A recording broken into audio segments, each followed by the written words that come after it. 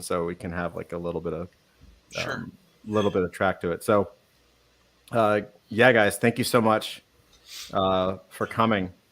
I'm excited. This is actually really fucking cool. Really quick, I'll give intros and then we'll talk about why we're here and what kind of the idea is.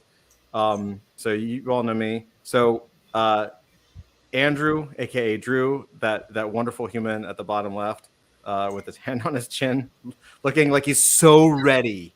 He's so excited. He's So ready. Andrew is the owner of Misfit Comics, Misfit Corner Comics. Sorry, and Very say. yeah, yeah, in Jacksonville, Florida. He's a retailer, lifelong comics nerd. Has one of the best shops in Florida, and I'm not making that up. Like it's literally awesome. And beyond that, he's someone that I've known for a very long time, and I believe I have almost everything you've ever published. Right? I think I'm missing like one thing, maybe. No, I think you pretty much have everything. Yeah, he's published several graphic novels. So he's an independent publisher. His writing is really good, and his art is really good as well. Well, his art, his art is Man, I can smell the bullshit over here. Damn. his art is really good, and I his art and can't writing breathe is through really my good. nose, and I can smell it. To be fair, everybody in this group is incredibly humble, and everyone thinks they suck. Can we all agree that as artists and creatives, everyone thinks they suck? We'll get that I'm out of the way. amazing. I don't know about you. So that's right. So Andrew is really phenomenal. He's a good dude, and I've known him for a long time. Studio 7.62, also known as Avery. Avery's an artist. He's worked for Heavy Metal, Image Comics. He's also done a lot for independent comics, and he's creating his own books. And he's working on the Devoid Origin comic that is not Yay. public yet. So let's keep that. We'll keep Okay. that down low. But to this group, it's okay. Okay. And I'll show you that one of his covers here in just a second. It's freaking awesome. I've also known Avery for many years. He's just fucking talented as hell. Thank you. Zach is a phenomenal author in the fantasy and, well, really primarily in the fantasy space so far, but I think we're going to get him into sci-fi and comics. But he's written, correct me if I'm wrong, man, but you've written 13 novels in the Nine Sun series, right? Yeah, well, no, 13 novels overall, different series. Didn't really go anywhere, so I kind of stepped away. Right. Everybody thinks they suck, except you wrote 13 novels. Thanks, Zach. Right. And leave it to artists to shit on themselves. I swear to God. Well, I mean, if I'll be honest, if I was if I become the next Robert Jordan or George R. R. Martin, I wouldn't be here. So fair enough. I'll take that. Thanks, Zach. I appreciate you. Thank you for being here. If I had even a fraction of talent, I wouldn't be Todd's friend. Yeah, if I was any good, I wouldn't be with you losers. Jeez. Todd, come on, Todd. You know, I love you. So I know. I've known Zach for years and years as well. He's good. He's good people. And Dusty, we met, I guess, last year. We've been knowing each other for years. So Dusty started off as a member of Adult Fantasy. He's a holder. He's an owner of the NFT, and just recently he's joined us in a working capacity. So he's actively helping to manage the Discord as a community lead. So he's new. He's officially, I think this is like day 2, and already he's being thrown to the wolves here, like seeing all the like dirty laundry behind the scene. So yeah, so Dusty's doing good, and so Dusty, all of us, we're all together here to play. Basically, what this is it's a we spent Flint and myself and James, and we had somebody else who I can't in docs. I don't know what he wants me to call him, but he a really strong game developer. Who is still working with us. He's just having some medical things right now, but helped us develop different RPGs. And we spent all of February experimenting with different games and different methods of play to generate a community-based game that could create universal lore. And so what we ended up discovering was that there's a game called Microscope where we can start with it and then use the same rules in a slightly modified way to drill down into more of like a series or a comic series or something like that. So Microscope's purpose really is for like universal lore, the beginning of time and the end of time, and then you come in and you populate it. And I'll kind of read some things that the playbook asks me to read, and it'll give you a good idea of what it's about. And then as we move forward down the road, it'll give us events and scenes that we can explore later on for comics or storylines or for community-based lore building activities, right? So it's a way for us to kind of really it's a structured way of spitballing. It's a writer's room built on a fun game. And it's really interesting because when I was reading the instructions, just for a little context,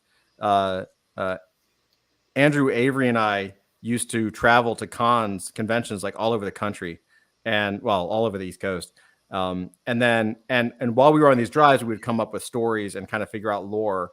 And so this is very, very similar. The only difference is that somebody figured out that it was valuable and and created ways to actually track it. So before we jump in, I just want to share with you a couple things that I know. I don't know who's seen what, but I want to share this. So the first one, I know Avery's seen it because he did it, and I think Andrew saw it, but still, I'm going to share this. So this is one of the cover images that Avery did for Devoid, for the Origin, which is freaking awesome. That's pretty cool, right? Yeah. So again, this is all private stuff. I love this. I think it's freaking awesome. And then there's one more. So this is, none of you guys have seen this. And in fact, when Flint gets here, I'm going to show it to him because maybe I'll show it to him at stand up tomorrow. But this is from a partner of ours. We're partnering with a project called Hail Draconis, and they do comics and animation and stuff like that. And they really love our characters.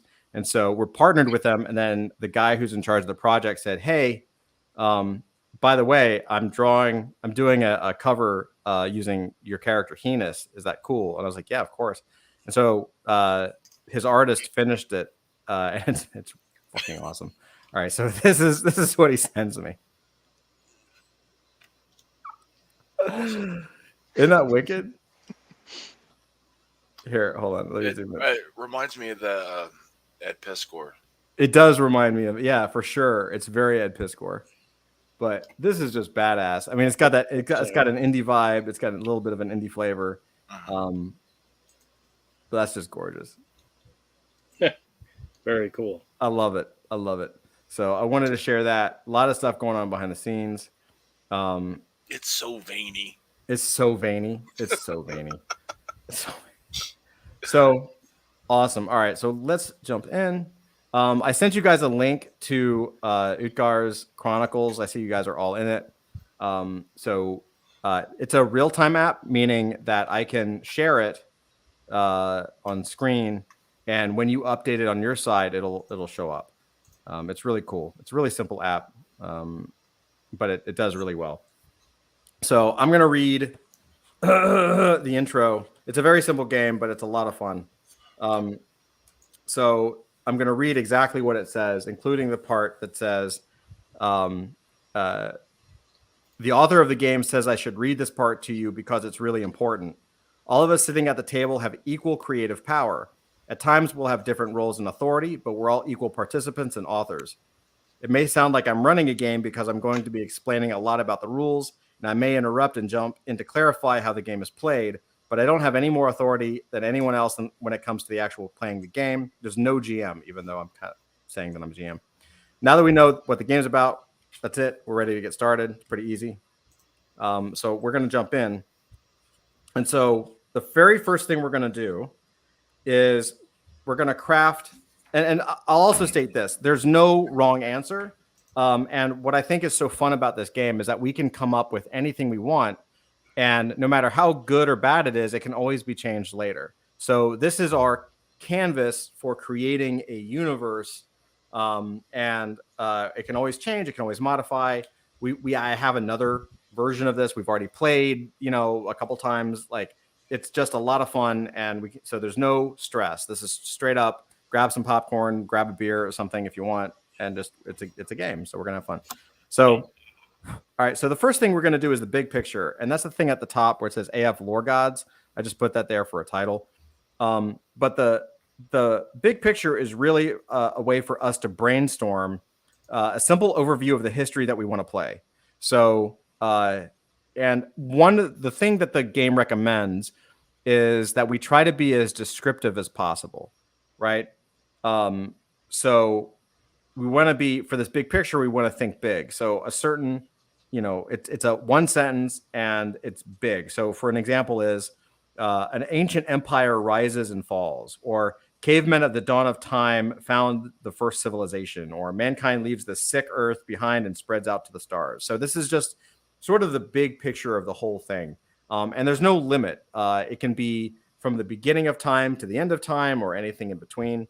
So this is something that we can just, all of us can discuss. We can just completely make it up. I will also say that just because I say something doesn't necessarily mean that you can't shoot it down. Okay. So just because I have an idea, it doesn't mean like, oh, well, Todd came up with something, so we'll just keep it. Like, you can totally shoot it down. I think it's fun to like debate and talk about things. So for a little bit of context, when we get into the future lore, the specific lore of the universe, it'll be within the period of Hyper Brooklyn, which is fairly modern, and there's a the primordial is in the depths. There's aliens. It's basically a fulcrum point where all hell is about to break loose in Brooklyn. So if you think about the old school Marvel universe, that's essentially modernize it to a degree of like maybe 1990, and that's what Hyper Brooklyn is. So there's a whole universe that can lead up to that point. So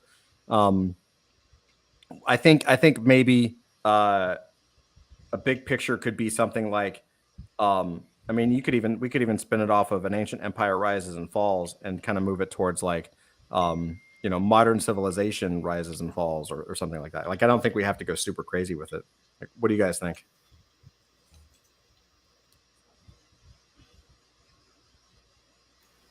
Cool. I'm dealing with issues. Right on. Hold on. Flint's here too. Hey, Flint. Hey, sorry I'm late. Here, I'll even help with this. No worries, dude. I'll just say modern civilization. I'll just start it off. Rises, and I'll just say modern civilization. Yeah, rises and falls. Why not? We can always change it later. There's literally no harm in nor foul in this. Fine, we got something. And again, we can always change it. So, all right. So, let's see. Now we're going to bookend history. So, bookending history is where we create periods. Periods are, I'll just add a period up here. It's basically bookending, the beginning of time and the end of time. These are literally the bookends. So, full on discussion. Where should we start and where should we finish? And this is just open for discussion. Like the beginning of that universe? Beginning of the universe. Yeah. Oh, with that primordial character and the others like him, and him being locked away. And whatever. I always had a vision, and we can maybe, this doesn't necessarily need to be a period. This could be an event in the period. But I always had this idea of like, we could have the primordial, like as an, almost like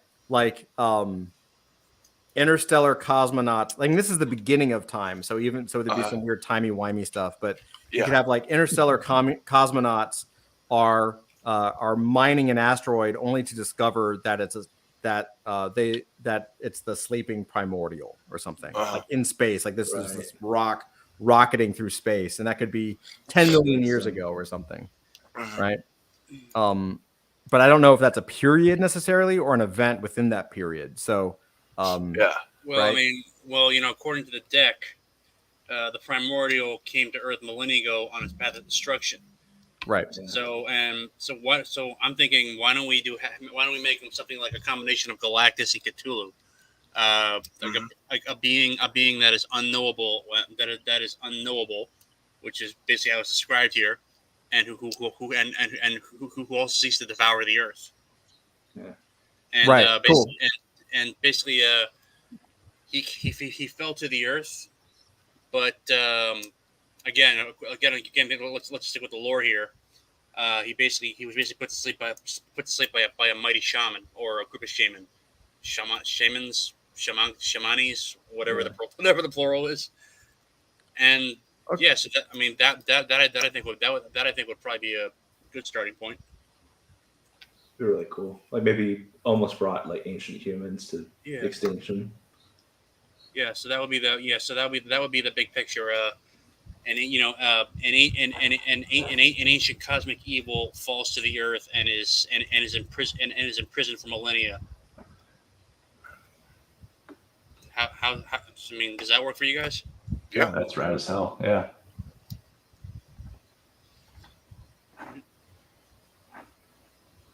And Millennia. I don't know how to spell millennia. Millenniums. Two ends. It's two ends. There you go. Anyways, so ancient cosmic evil falls to Earth and is put to sleep, right? Put to sleep by ancient humans. How about the coming is like what caused the extinction of the dinosaurs or something like that? Yeah. Yeah, but that makes sense. Yeah. And you could do a Robert Kirkman twist and have there be some type of intelligence behind sending it to Earth, and they accidentally sent it to the wrong planet. Well, see, that could So I like that. See, Whatever maybe- planet should have gotten destroyed was allowed to continue to grow and is now like the ultimate destructive force coming towards us. Okay. Or here's an idea That's that book 2. No. Well, that's the point. Like we can put that. So hold that thought, Andrew, and what we'll do is we'll add that as an event later, right? Because that feels like an event that leads from that's like an event that leads into the period, right? So we'll be adding that for sure. That's cool. Anyone? So okay. Does everyone feel satisfied with the beginning of this period? yeah. Me. Okay. And then the other side is the and I also so the other thing I should say is that this basically when you write this, you choose whether the tone is dark or light. Right. So I'm kind of assuming that. But now, is the ancient cosmic evil falls to Earth? Is this a dark period because of the extermination of the dinosaurs, or is it a light period because the humans put him to sleep? Could be a dark period because when he got here, there was no humans. It was another civilization that was here before us. It's like an ancient Saurian civilization. They got eaten. Advanced, Intelligent dinosaurs and like the lizard, like the lizard people. Slee stacks. Avery, that's so mean. I know. And if you want to make it light, what we could also say is that that the humans put him to sleep by accident. That is, they didn't know what they were ancient humans, didn't know what they were dealing with, and I don't know. Let's say they trapped him in a physical form, and got him drunk, and it turns out he is violently allergic to alcohol. basically went into a coma for several millennia, and only now is starting to wake up with the mother. Cool. So perfect. So that to me is a scene. So we're gonna get to that. We're gonna get to that, Zach. Love it. Oh my god. All right. So all right, that's fucking awesome. All right, so we'll use that as the beginning period. What's the end of period? What's the very last point in time? Primordial waking up and devouring the world, or something. Primordial wakes up and attempts to, maybe. or maybe there's like the big battle at the end of the universe. All the heroes fight against the primordial, or try to cut a deal with it. That sort of thing.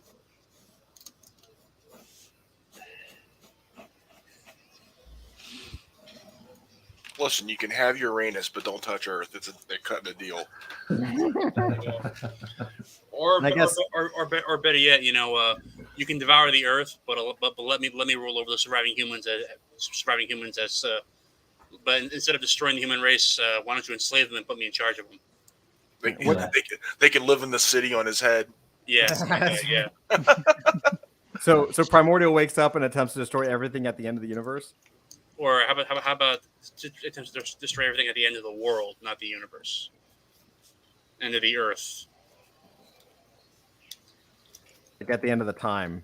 Yeah, that works. Light period or dark period? I'm guessing dark. Maybe. I mean, maybe dark. It could be light. It could be. I mean, we could create. You can create scenes that are light and events that are light, like the heroes win. I mean, I'd say if it's a battle at the end of the world, it would probably be dark by definition. But on the other hand, given the nature of the characters we're going to be using, there's probably going to be some weird funkiness involved as well. Yeah. Well, I think we could just do dark for go with your gut. When in doubt, just go with your gut. All right. All right, Dusty, you have any thoughts? You feel free to jump in, brother. No pressure, but you're welcome. So much pressure. No worries. You'll get a turn as well. So, all right. We'll just keep it for now. Is everyone pretty much happy with this so far? Yeah, it works for me. Yeah. All right, cool. And it doesn't pop it to the other side. It's JavaScript, so we'll figure that out later. It's not a big of a challenge. Awesome. So now what we're gonna do, and this is still setup mode. What we're gonna do now is we're gonna create a palette. A palette is a very fancy term for things that must be included and things that must absolutely not be included. So basically what we're going to do is we're going to go down the row. So since I'm at the top of the stack on video, it'll be me and then Zach and then Dusty and then Studio and then Drew and then Flint. We'll just go down and say each one of us can add one thing that must be included at some point, right?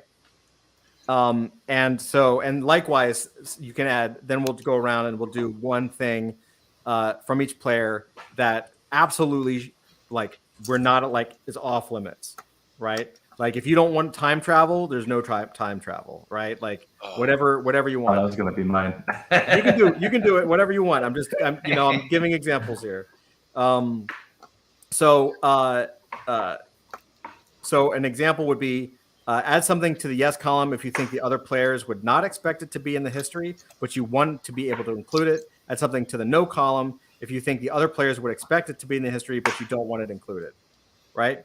We can also do this as many times as we want. We just determine whenever we stop. So if we go through once and we have more, totally fine. We can just go through it, 2 or 3 times if you want. Usually, I think the last few times we played, it was we had twice. After going through twice, pretty much was cool with it. So I guess I'll go first. And I've used this before, but I really like it. So I'm gonna say that in the yes column in the palette is large 90s laser weapons and gear.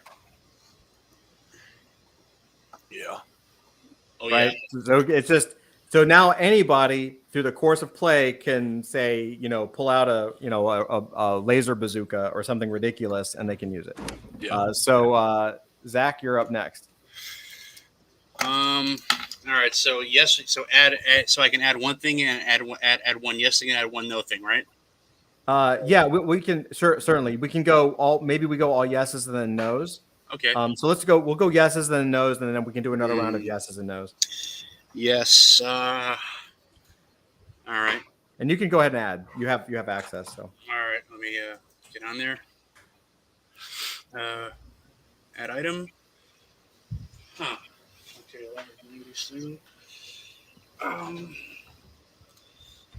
Magic exists, but comes with strange side effects. Oh, you're doing chaos magic? It's, well, actually, more like. Has anyone ever played the old Maisie Awakening game from the '90s? Was like one of the White Wolf games? Oh, I think so. Yeah. Well, the idea Actually, Avery used to draw for White Wolf. I should have mentioned that. Sorry, bud.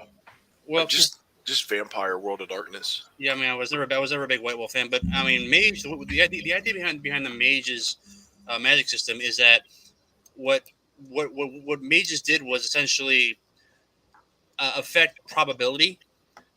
So like for example, like sparking, snapping their fingers to start a fire, or as opposed to say, like out of nowhere, which is a very unusual thing to happen. But the idea was that the more improbable something was, the more difficult it would be, and the greater effect of what they call paradox, which is side effects. So I was thinking, and if you look at a lot of like magic systems in both actual occult and a lot of fantasy, there's the idea that magic comes with a cost. The more the more you do with it, more likely something else is going to happen. So, for example, if you turn your worst enemy into a cockroach, basically, you suddenly find your house infested with vermin, that sort of thing, because nature has to balance it out. So strange side effects. Go for it. With more powerful spells, having greater costs. That work for? All right. How's that? Yeah, that's great. Awesome. Dusty, your turn, brother.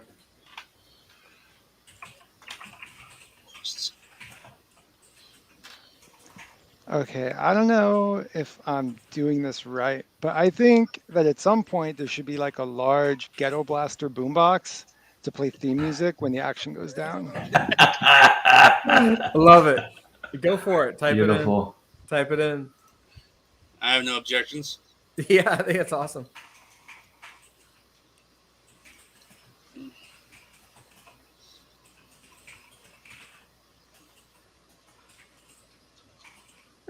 I feel like it's going to randomly show up in like at different points in the history of civilization rising and falling. Right on. Awesome. Avery, what's up? How you feeling? What do you think? Oh, Akira Toriyama style like vehicles. Ooh. Like some of the crazy vehicles he would draw, like it looks like an old motorcycle, but it has two legs that come out and it runs around like an AT-AT. Oh shit. Okay. Go for it. You type it in?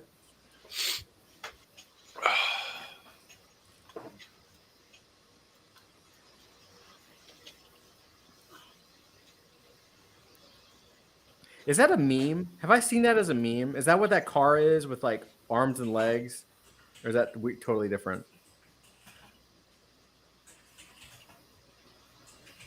I don't know.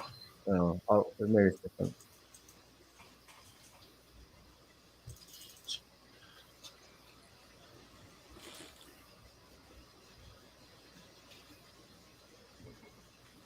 Oh, you added it to the. Sorry. Where no do I add it? You add it to where it says at the bottom where it says palette. You click add item right here.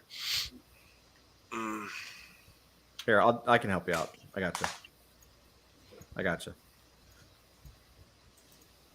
Oh, add it. Okay, I found it.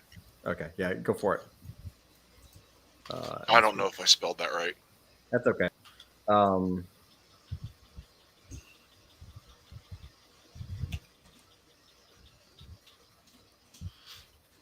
But like, a lot of his Dragon Ball Z covers, he would draw this wacky technology that one of the characters made, and it all pops out of these little capsules she carries. it like a Mobius thing? Kinda. I guess maybe. Let me see if I can find something. All right, no worries. So you'll understand the style of it. Sure. Drew, what do you think?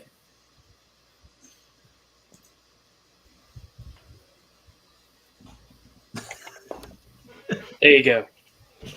Furries are real?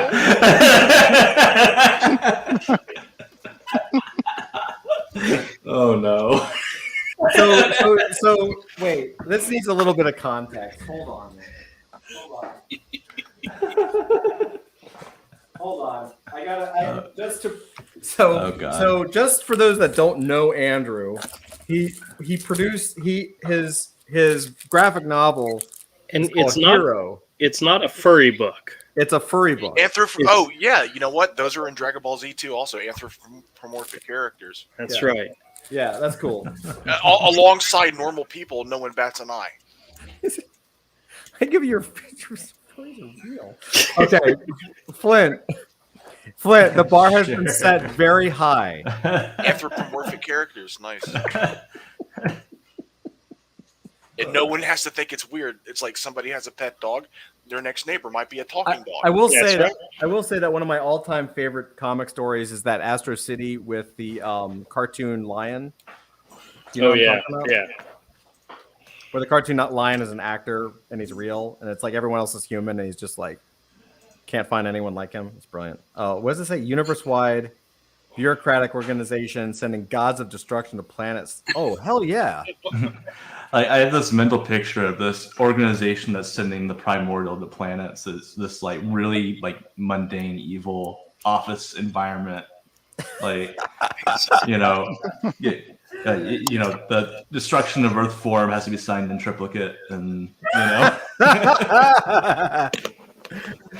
I approve. That's awesome. Cool. So I think because of the size of our group, maybe we'll just go straight to no's. Are you guys okay with that? Yeah. Sure. Okay, so no. What am I gonna? I don't know. No. What is it that I don't like? It's really tough. I don't know. All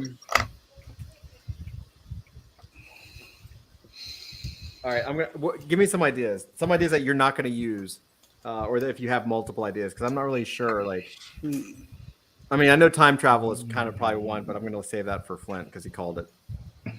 Thank you. How about? Okay. How about this? No politics. That's what I was going to say, but that works. Yeah, especially modern real world politics. Yeah, please. I don't know why it went to two lines stuff. But all right. Oh, I see. It's a column. Okay. Okay.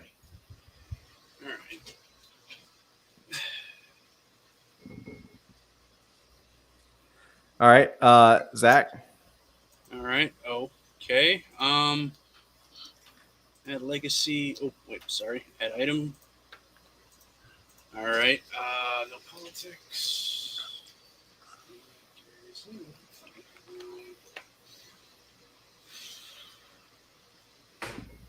All right. I'd say, how about no bashing religion? Sure. Does that work for you guys? Yeah. Because, like, I mean, I don't know about others, but I just generally find that to be a kind of a turnoff because, yeah, I just, that sort of author avatar always makes kind of like ruin stories. Go for it. Pop it in. No bashing. I mean, I'm not saying that we have to not saying that it should be like the equivalent of like a Jack Chick tract, but I don't know, keep I say keep keep religion out of it. Focus on the story. I'm 100% on board with that. Go for it. All right. Okay. Yeah, Dusty. All right, I need some help with ideas. Well, what is it? Okay, so what is it that you just like when you see it in a movie or a TV show? you're just like, oh god, I can't believe they did that. Or it could be an event like I know I'm gonna steal Flint's for a minute because I know he's gonna use it. No time travel, right? Like it could be anything. What else do we have? Like you could do no MacGuffins. No MacGuffins. Yeah. No, the chosen one. Right. Yeah. No chosen one. That would. I wish I said that. Damn it. We can add it. We can add it afterwards for sure. Can I steal that one? Go no for chosen it. one. No chosen one. It's all yours. That's a great one. I hadn't thought of that one. Yeah. Like you can use it ironically, where it turns out there is no chosen one. Just sack up and get it done. Yeah. You don't want a Keanu Reeves moment? No. Awesome. Not that can't work. It can work, but some people just lazily use it. Yeah, for sure. All right, A-Bear, what's up? What do you think? That would have been my guess. For real. What's something in comics that we can't stand, dude?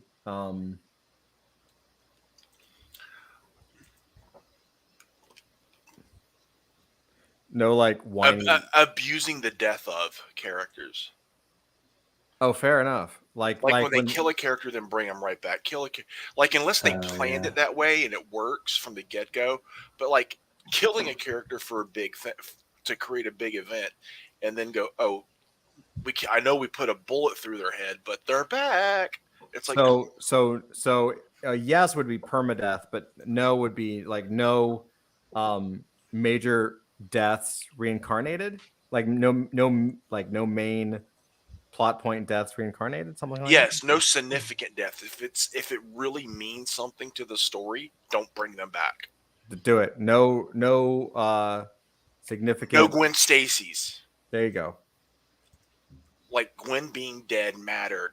And yeah, you could even say that if you want to. Gwen, it sucks to see her around. That's right. If you want to add no Gwen Stacy's or no significant characters reincarnated, no significant character deaths reincarnated, whatever works best.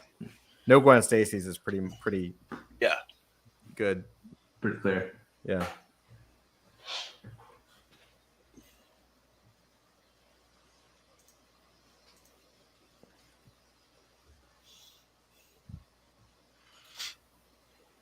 You put it in yes. But... Did I? Yeah, I got you. I'll check. I can't. I guess it's not. No, you're good. You're good. Add item. Move it where it goes. You're good. We got it. Drew.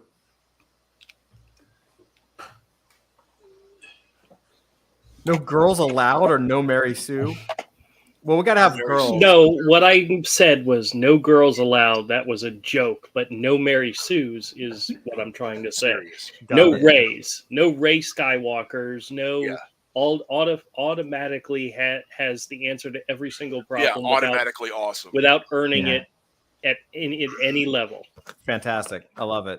So every character has to have an arc where they go through trials and tribulations. Did you take out my no girls allowed?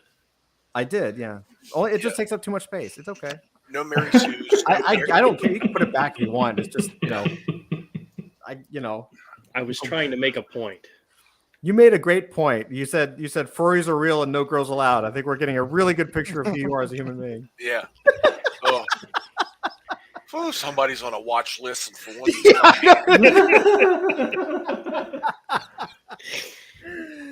Well, I was gonna speak up when it said no bashing religion. I was gonna say except Jews. You can, yes. Right. No.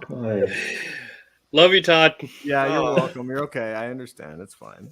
I wonder if my FBI agent knows your FBI agent. I know. Meanwhile, Dusty's been here for like 2 days, and he's like, "Oh hell, what have I gotten myself into?" I'm already on a list, apparently. I actually have.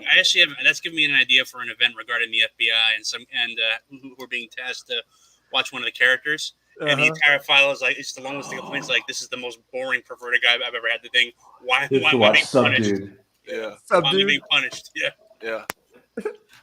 All right, Flint, give me a no. You rat bastard. Well, we know what it's gonna be. Just type it so I don't have to. All right. No time travel, I guess.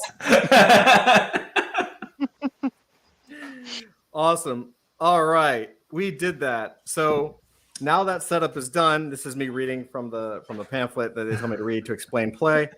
Now that setup is done, we're ready to start play. We already know more about our history than we did when we came up with a single sentence idea, which was the civilization rises and falls.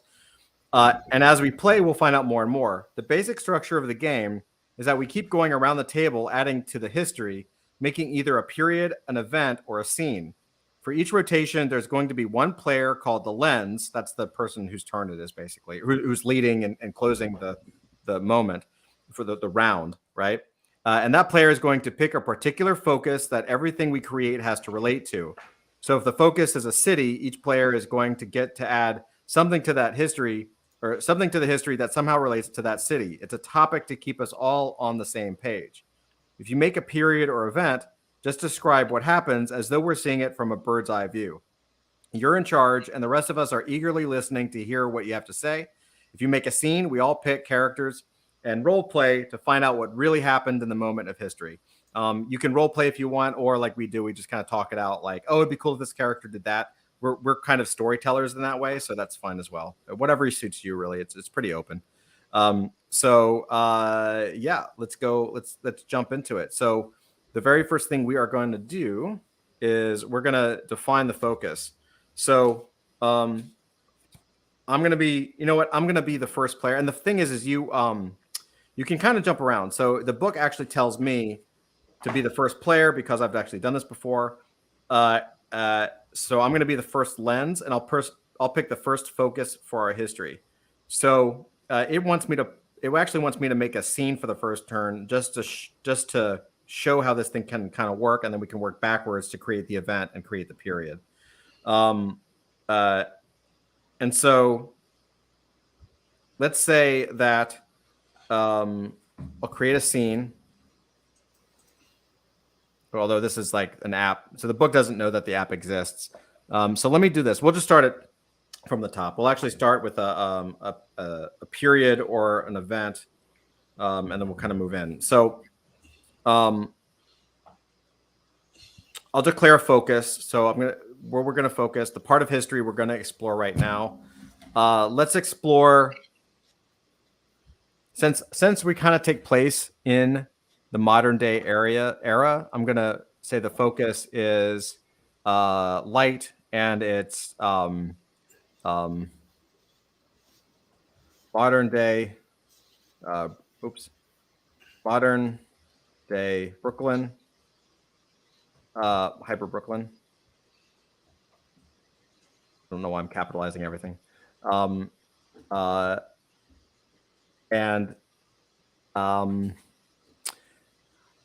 I wonder if do you think that's enough for a period? Or I probably should need to be a little more specific. So what could I add to that could be a little more specific? That would be a little more focused than just like modern day. Last Tuesday. So inside of modern day Hyper Brooklyn, we have the Gloam, I'm just going to make some shit up. Fourth dimensional Gloam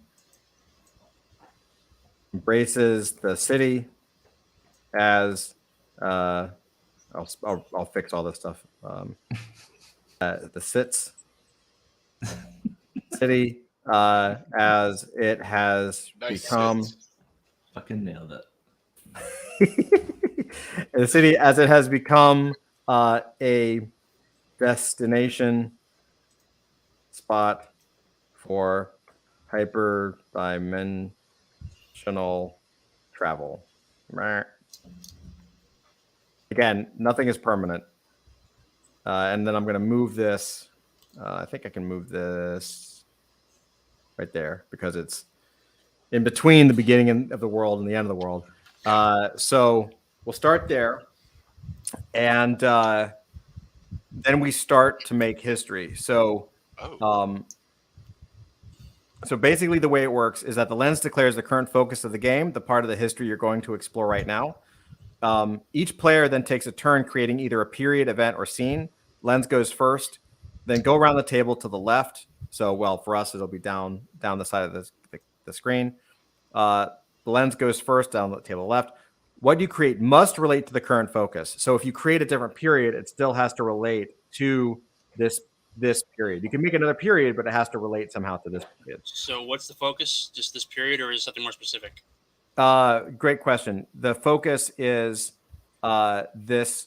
For me, it's this period, right? Okay. You can eventually make it a scene or an event, but for now, it's just a period since we're just getting started. Yeah. So why don't you add it? So should we add it into the define focus field below? Yeah, we can for just a second. Let me read this real quick. So it says the lens can choose to create two things on her turn. So long as they are nested inside each other. So I can create an event inside of a period just to kind of start it off right. So why don't let's see, define focus. Let's see what this says. Oh, fair enough. So let me do that. So that's probably what I should do. So define focus. Maybe does that work? Okay. So, and that's really, there you go. Great. So the period, I'll just keep it as the same since it's the first one. And then I'll nest an event.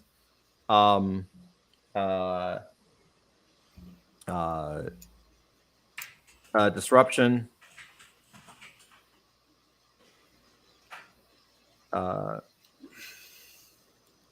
Causes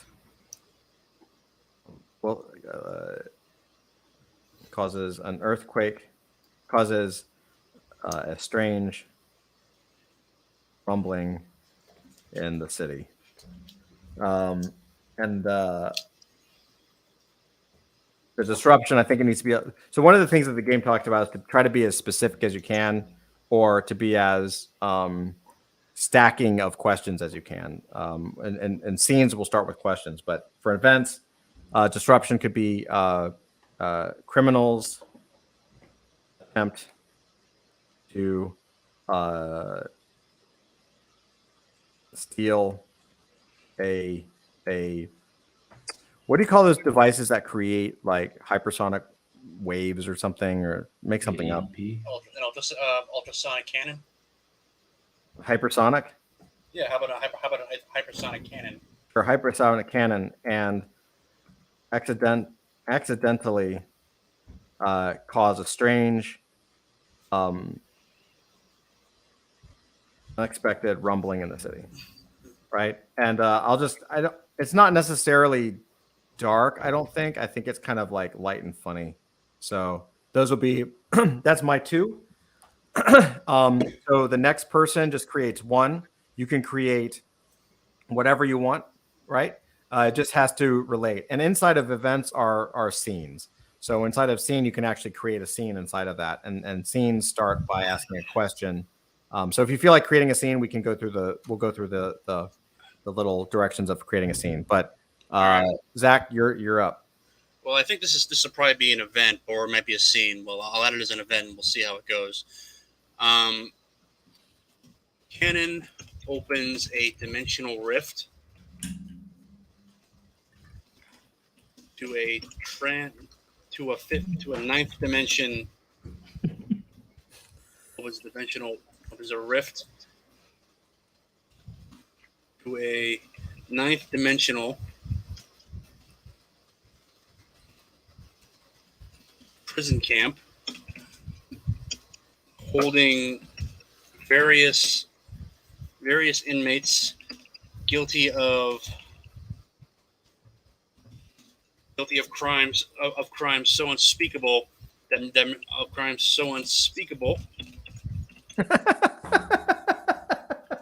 unspeakable and perverted that merely mentioning them is itself an offense. Is itself enough of an offense that you locked up there? That's someone locked up there. That's some dude's backstory. There. That's where it came from. So the place is filled both with criminals and people who committed some crime, but they're not really sure what it is because they committed some crime.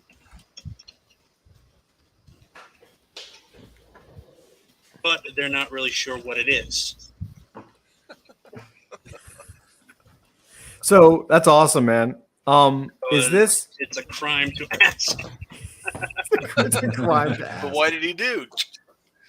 Exactly. That's great. Now these are. So that does pretty much. I mean, what do you think, Andrew? That kind of feels like an event. It could be a scene or an event, but I feel like it might be. Is it a scene within this event, or is it its own event within the period? It's setting the stage for a story, you know. So an event. Yeah. And such or crimes in Hyper Brooklyn. All right. So how does that work for you guys? Hit enter. Let's see it.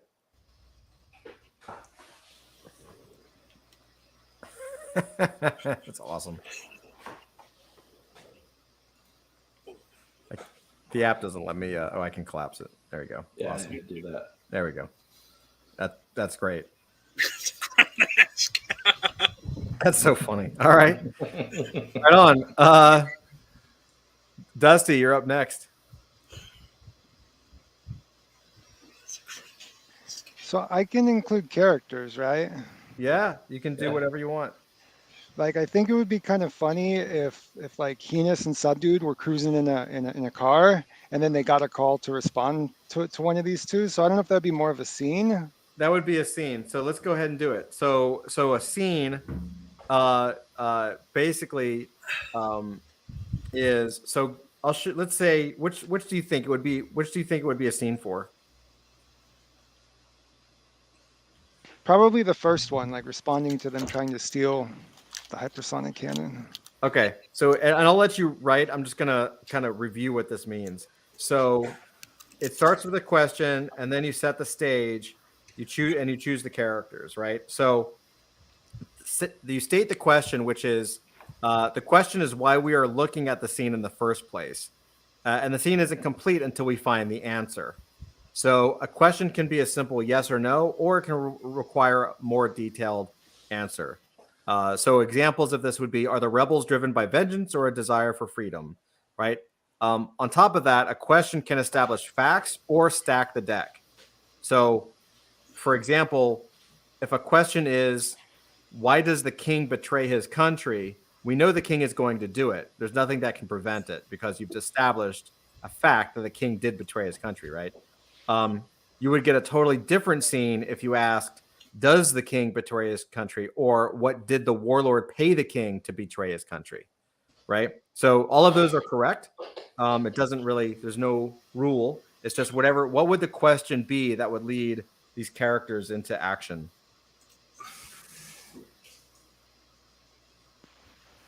Like, is there a response? What response occurs to them trying to steal a hypersonic cannon?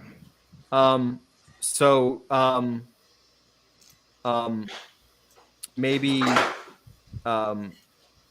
you could say, why do they respond? Or you could say, I mean, you could go as extreme as saying who paid them to respond and why, you know, like it's however you want to set it up. So it's however deep you want to go. Anybody else have good suggestions for Dusty?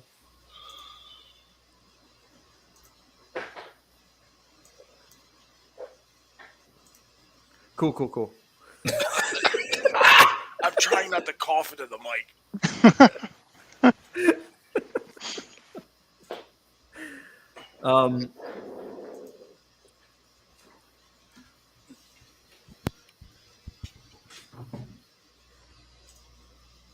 So why, if you want to do kind of like a response thing, you could say something really simple like, yeah, is this like an official government entity that contacts them wanting them to intervene because they're known heroes, like the Bat Signal or something? Yeah, so originally I had General Steele is kind of like the Thunderbolt Ross in charge of like the Okay. Super Friends or something. Like I know that I'm crossing universes there, but No, no. That's the perfect way to do it, though, to play it. right. So they're getting a call from Hit on like their 1990s car phone. Right. But So maybe the question, Dusty, is why does General Hurricane Steel call who is it, Heinous and Subdued, to respond? Right. So you know that they're going to respond, and now the scene is to determine why they were called in, which would be something probably to do with a hypersonic cannon, right? Yeah. So Okay. you want to go ahead and write a question? I'll just keep this up so I can go through the scene, but feel free to write it on your side. Okay. Why does General Steel call Heinous and Subdued to respond? Sure. Perfect.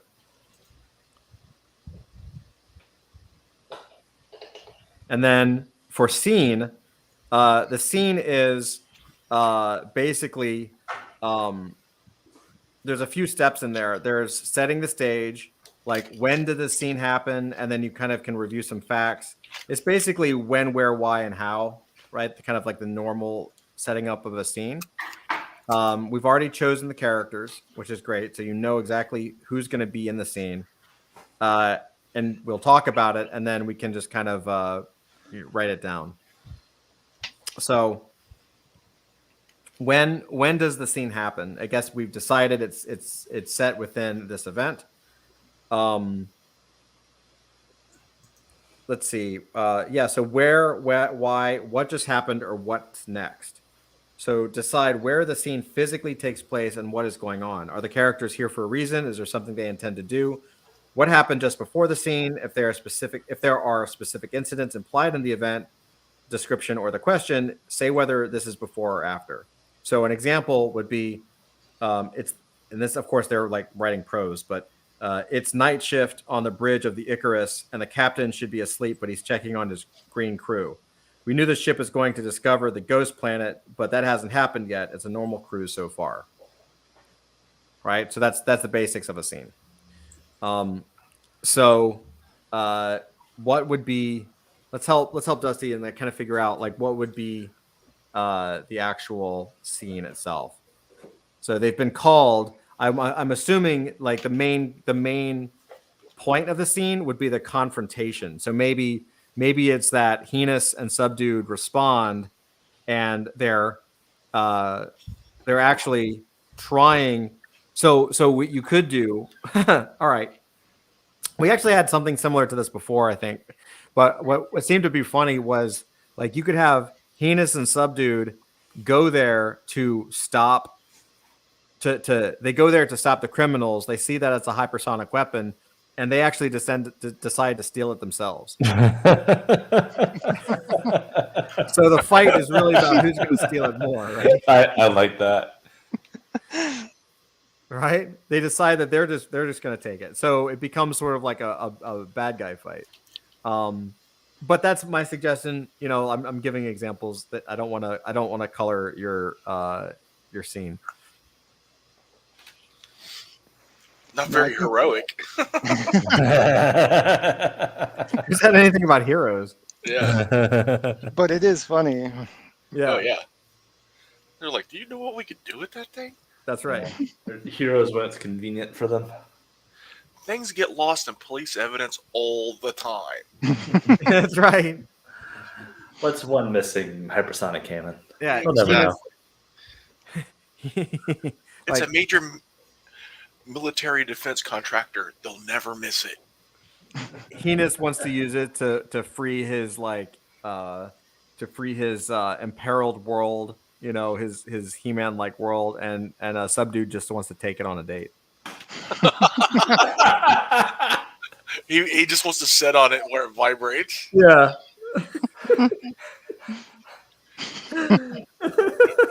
Oh no. He just wants to see where he can get that cannon to fit. Yeah. Oh boy. So Dusty, does any of that work? Let's wait, say that again. So you could have the question be like, why does General Steele call them in? And I don't know what you've written. We're not sharing your screen, but and then the scene would be something like, I mean, we can just keep it basic.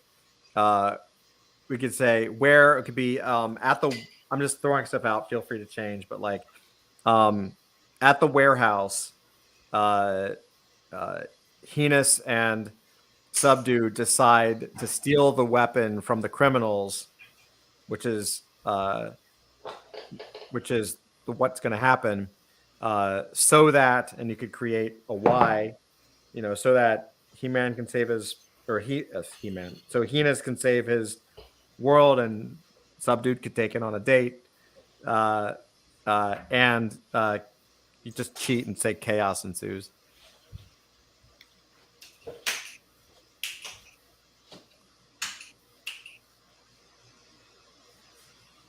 And then what's the answer?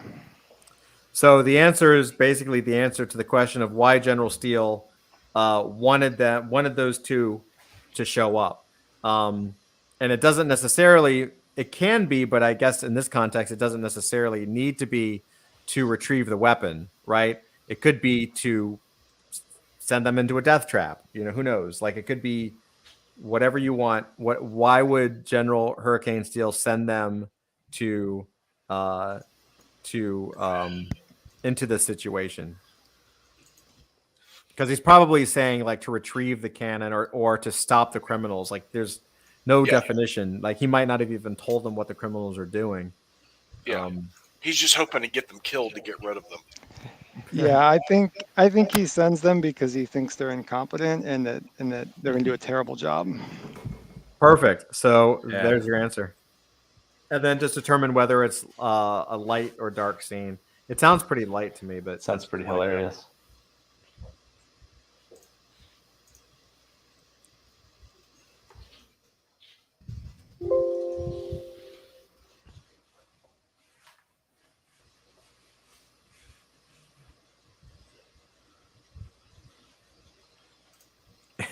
Awesome. Look at that. Isn't that great?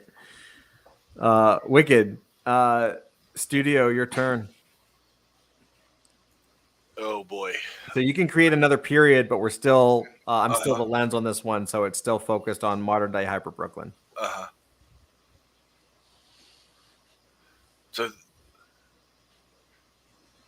they're there to steal it themselves, right? According to our new lore, yeah. Okay. You're not limited, so you could create a period. Just to give an example, like if the period is modern day Hyper Brooklyn, a fourth dimensional gloam embraces the city, the next period could be the gloam has been destroyed, and or whatever. Like, as long as it relates to the period, right? It's either an event inside it or a period near it, or something that relates to it, or a scene within an event.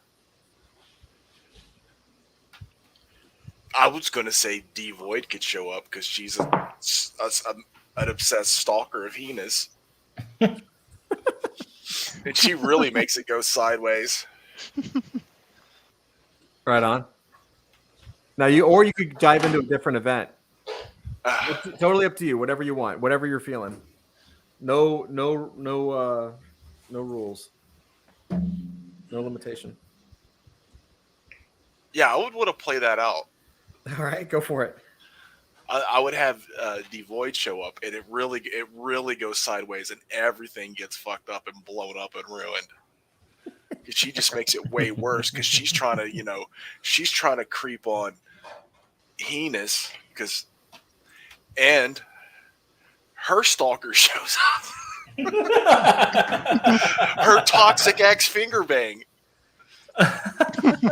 Finger blaster, finger bang. Finger blaster. Yeah, finger bang is South Park. I have finger bang. Avery just goes right for it. Yeah, finger blaster is her toxic ex. Go for it. Write it out. That's hilarious. That is good. Type it out for me, man. Oh, damn it. Okay, hold on. So we'll create a scene inside that event. What's the question? What? What happens when they try to take the cannon?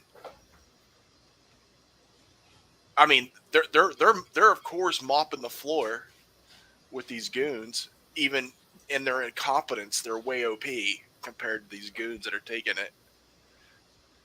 Is canon twins or it's two ends, right? Yeah, Yeah, canon. Like I'm so used to the word canon being anyway. as in lore. Yeah. Yeah. Okay, so go for it, Avery. Dictate. Uh, as they're trying to steal the cannon for themselves and mopping the floor with the idiots, Devoid shows up because she's an obsessed stalker of Enos, and has like a whole thing for him, and she ends up turning the whole thing sideways because she tends to go overboard with her reactions to everything and uses overkill for everything. So she turns the whole situation sideways. Everybody walks away with nothing. But part of what escalates the situation is her ex shows up. Her crazy ex shows up, who's Finger Blaster. It escalates the situation even further because she's trying to hit on Enos while trying to help them, but going way overboard, way too hard. Pick me. As well as argue with her ex.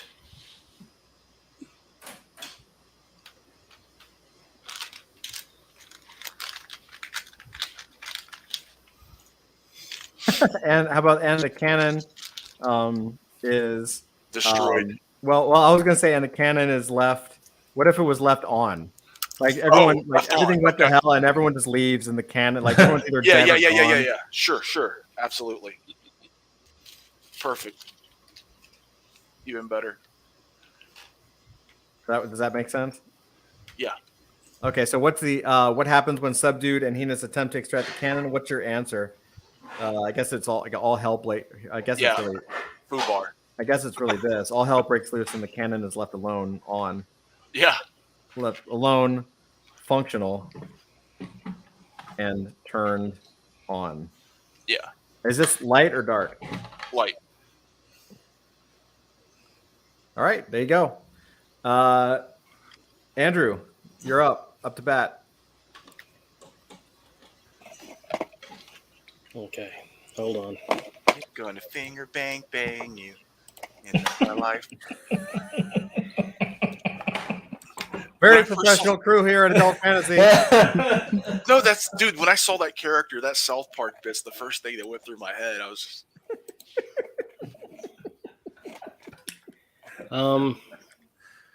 How do you create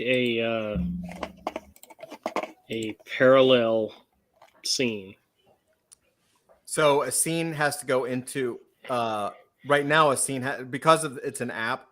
A scene has to go into an event. So you could create just a new event and put a scene into it. What if I wanted to, like, there's a battle going on, and then I want to say, okay, something else is happening over here. That's like connected, but not connected. Like meanwhile. Yes. So then you would just create are you still going into the event of the criminals attempt to steal? No, it's happening at the same time, but it's in relation to what's going on. Okay, so then that sounds like it would be a new event, and since something is sequential, it would have to take place either before or after. So it would probably be a new event like below, and you could just say meanwhile, Okay. Because it has to be just, you always have to, it's going to be sequential anyway. So just to go back real quick, General Steele sent the criminals to steal the hypersonic cannon, or did he send Heenus to stop them from stealing the cannon? I'm getting lost in the story. Maybe both, because he doesn't think they could steal it because they're stupid. Well, that's my plan. He instead of sending Heenus and what's his name to go get it, he actually sends somebody else because he knows they're going to fuck it up. Yeah, he wants to steal it. He wants to steal it for some kind of crazy black op, but his response to it being stolen has to fail. So he's like, "I'll pick these two dummies." Yeah, go for it. Like you could the next scene, then you could have another scene after this event where it shows, or it could be really in between. it could be in between. Like General Steel calls Heinous and Subdued to respond, and then you could create a new scene within that event that says General Steel gets off the phone with them or whatever and says these guys are morons and sends somebody else, and then it cuts back to what happens when Subdued and Heinous attempt to extract the cannon. Okay, I forgot the character's name. Hold on. It's Subdued and Heinous. Yeah, I know. I'm General looking Steel. for- Oh, you're looking at another character.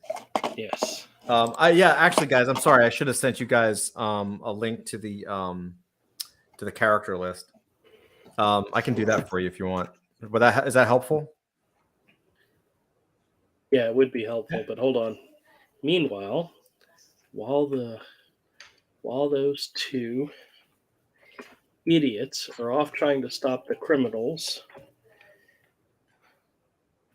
and steal the cannon for themselves, Pink Wasp is stealthily entering the scene to intercept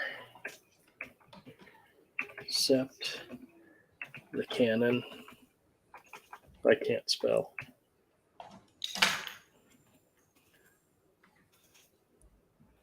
That's okay, dude. At this stage in life, we're lucky you can speak.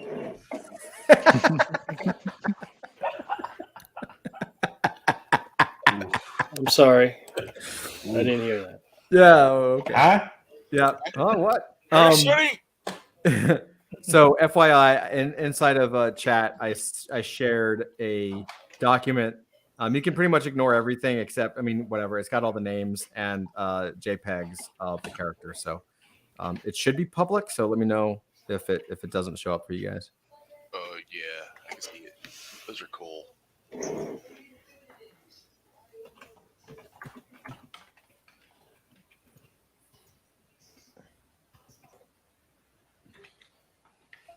Okay. Oh, I see what you wanted. Okay. Oh.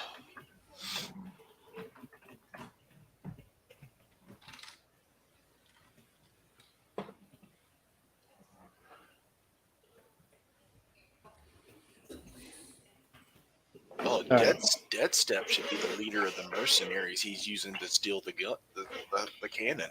Meanwhile, Could be. while those two idiots are off trying to stop the criminals and steal the cannon for themselves, Pink Wasp is stealthily entering the scene. Oh, is stealthily entering the scene to intercept the cannon for the general. Gets the cannon and opens up a rift in time and jumps through it with the cannon, leaving everyone behind. Awesome. Should say dumbfounded because they're idiots. Now, is that an event or would that be a scene in between the two other scenes? I don't know. I made it as an event because it's leading to something else. Fair enough. All right, Flint, you're up. All right.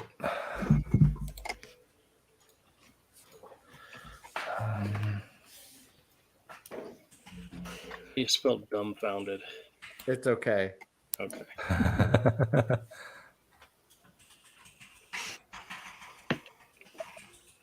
Wait, how did that part get down to the bottom? You can move it. So there's like these little arrows right here. This little menu. You can just drag it. So, do you want me to do it for you? Yeah, I moved it actually because it was supposed to be. I thought it'd just be easier. Yeah. Okay. Awesome.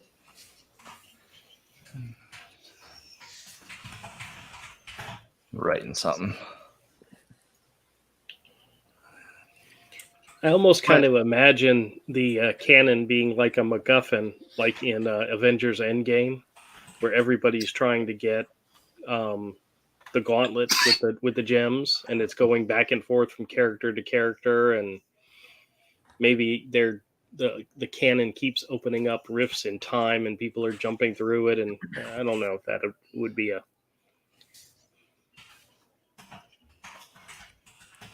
That's pretty cool. What just Flint, just out of curiosity, are you doing a period, a completely different event? Oh yeah, I'm looking at doing a scene. Okay. Yeah, basically what I'm typing is in the ninth dimensional prison camp are several slee stacks from the past, and they get released, and they volunteer to help keep the primordial contained in exchange for immunity from whatever it was they did in the past. Oh, nice. Awesome. And one of them is maybe a triceracop. Oh, right Ooh, on. nice. All right, so the question be I delete the stacks.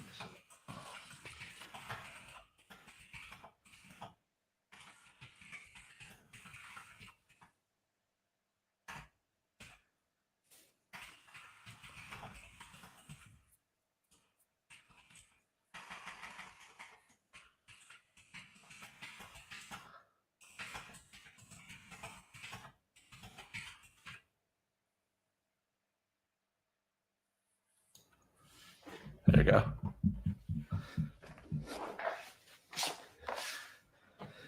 Oh, nice. Why does C-Sex volunteer to help keep the primordial contained? Several C-Sex immunity from whatever it was. Awesome. Cool. So then now that we've all gone, the lens basically gets one final turn, and I get to go again and add another period, event, or scene, or two nested things. This lets the lens have the last word about the focus. So I'm gonna do I'm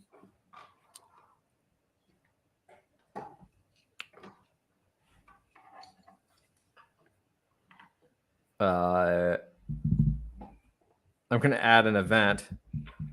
And there was something from one of our other games, and I don't remember from one of the other demos we did. Flint, I think you were there. Maybe not. Maybe. It was, were you there when we did the Dead Arise? Yeah, but I don't remember the details. Right, and that's the fun of it. So we'll just say the dead arise. Period, and that's going to be dark. And then I'll do an event or a scene inside of that, and it'll be. I've had this idea forever, and so I'm just going to put it down. Carl makes a stand at the bowling alley. Oh, it's got to be a question. My bad. I don't know what the question is. Why does he make a stand at the bowling alley? Yeah, maybe. It was like What's he protecting? oh, there you go. What's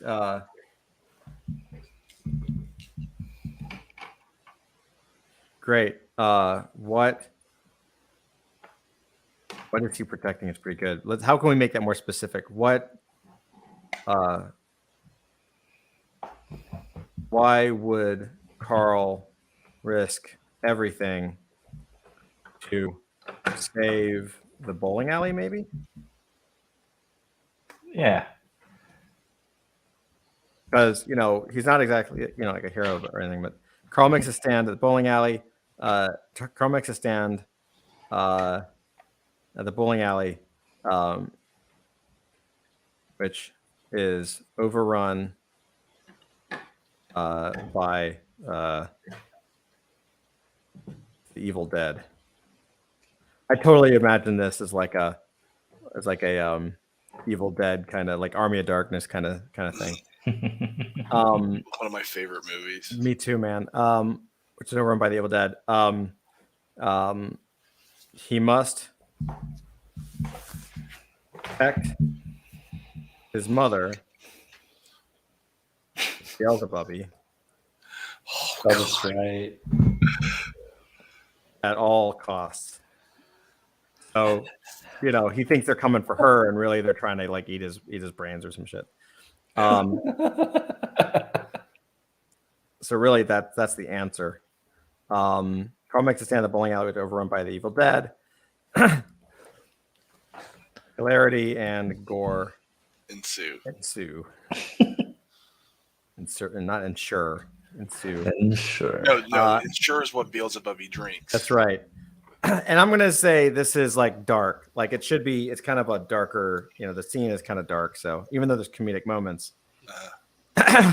so something happens with the Sleestacks and the opening of the rift to create the Dead Rising or somewhere. I mean, this doesn't necessarily even have to be in the same book. This could be decades apart. It's a period of time, but it certainly feels like it's the falling apart of something, which is cool. Right on. So that is actually the first turn. So we're good. That's nice. So now we go. We shift. So the next stage, actually, and this is something we never did in the other things, but we probably could try if we want. If we want to skip this, I totally get it as well. It is that we have this thing called legacy. So after all players have addressed the focus, we take a step back and examine legacies, elements of the history we want to remember to explore later on. So at the bottom, you see this thing that says add legacy, right? You can basically, it's just like something like, oh yeah, that would be cool. And we can kind of mark it down. So you choose a new legacy. The player to the right of me, which would be Zach, pick something from play during this last focus, which is the thing we just did, and makes it a legacy. The same player creates an event or dictates a scene that relates to one of those legacies, either the one just created or the one already in play. And then Zach will become the new lens. So is there anything, Zach, is there anything from here that you think is legacy that we want to explore just a little bit more? I would say I mean, I hate to say it because I created it, but I think the rift, the inmates escaping from the ninth dimensional prison camp would be interesting because I would pick that. But again, I hate to say I'm a little bit biased. Oh, for sure, escaping the ninth dimension. Yeah, the ninth dimensional prison camp. All right, so I'll say inmates escaping the ninth dimensional. Okay. I'll just let you write it. Prison camp. All right. Awesome. And so the same player creates an event or a dictated scene that relates to one of those legacies. So you get to create a scene probably within it would be within the canon opens a rift. So you could go ahead and click the create a scene button and go ahead and create a scene within there. All right, question. Well, since do the Sleestacks have their own agenda, their own secret agenda? Scene. Okay. They are actually bounty hunters working for the mysterious power running the camp, which is also connected to the powers that sent the primordial to the world in the first place.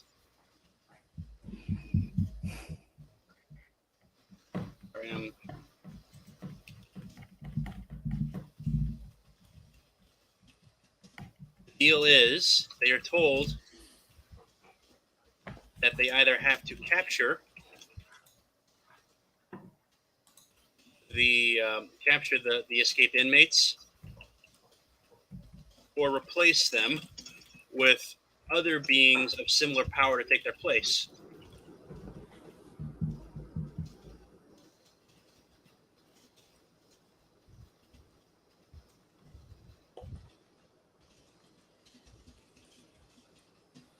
And the answer is Yeah. So the answer is this. The answer is yes. They have. The answer is yes. They have their own. They have their own agenda, and will protect.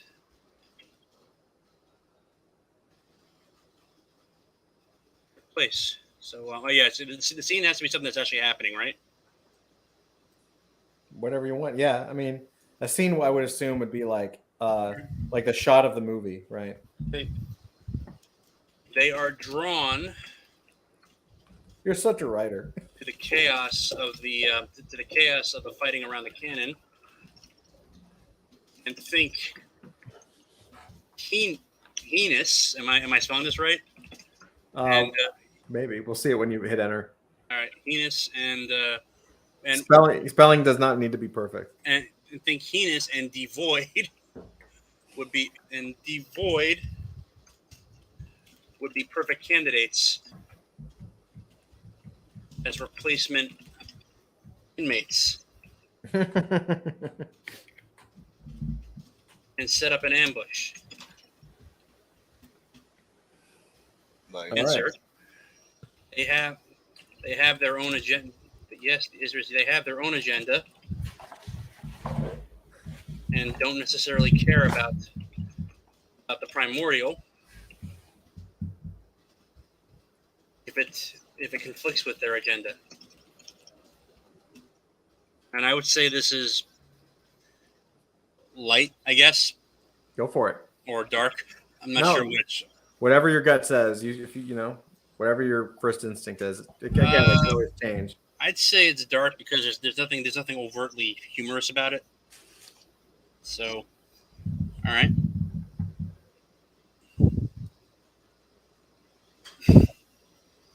All right, so that's it then. Is it in there? Did you put enter? Yeah, I did. It should be there. Oh, there it is. Yeah. Sorry, it should be do the. Oh, right here. I got you. Yeah. It's a scene. Yeah. Gotcha. Okay. Awesome. So that's the end of the first turn. So Zach is next. Real quick before we jump into the next lens. So I usually do a live call like 10:30. We can do a couple things. So clearly I was planning on doing it at 10:30 tonight. How long do you guys want to go? Like there's a couple things we could do. I could cancel the live call tonight, or we could cut it at 10, or we could go live at 10:30 with this if we wanted to like bring people in. I don't know what you feel. I'm probably going to have to jump at 10 anyway. So Yeah. Okay, yeah, maybe jump at 10 then. Yeah. Okay. Why don't we just Yeah. call it a 10? Yeah, I've got a pretty bad headache. No worries. All right. So we'll go to 10, and then this is just a really good way to kind of get us used to it, and we can pick it up. So Zach, you're the new lens, so feel free to create a period or an event or a scene, and you are able to once you declare the focus, Right. you can you can create inside of that. Okay. How the focus is going to be how the primordial was put to sleep the first time around. Sure, that's dope. That's a new period. No, it's gonna be in the first period. Save. And the event will be in Ancient Cosmic Evil. The primordial emerges in ancient Egypt, ancient Sumeria, and is tricked into taking a physical form.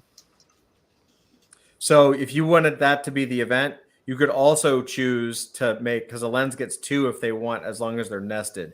So you could have that be the event, and then you could create a scene of that thing happening or something. Oh, so this would be the lens. Sorry, the focus. Yeah. So you are the lens because you're the lens at which we all see. The focus is what all of us on this turn have to focus on. And since you're starting first, you get to set the stage, which is like if that's the event and you create a scene, then even if I create a period that is inside of the primordial waking up at the end, it would still have to relate to that event, to that focus, because the focus now, and I'll even change this. I will copy paste this to define focus. Okay. And now the focus is primordial, emerges from ancient Sumeria, and is tricked into taking a physical form. So now everything that we create, no matter where it is throughout all time, has to relate to that. And because you're the lens and this is your focus, if you would like to create a scene, because that would be nested. I'm doing it right now. I figured you might. Well, yeah, right. So, question. In the primordial physical form, hold his liquor. Scene.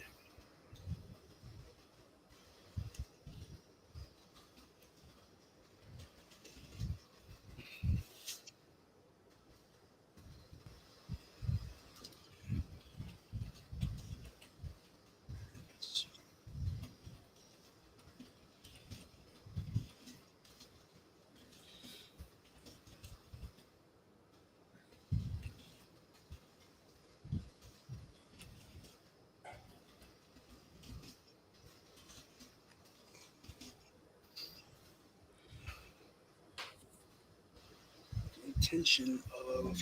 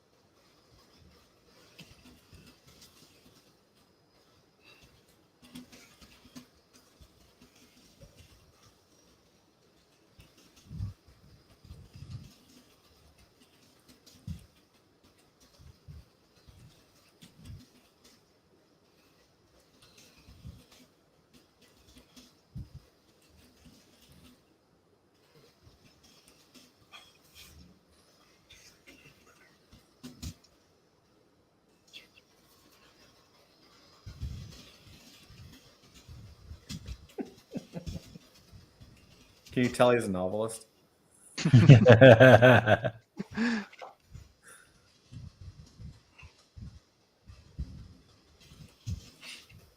Actually, it's cool, man. It gives me an idea for mine. So while he's doing that, there you go. Perfect. Yep.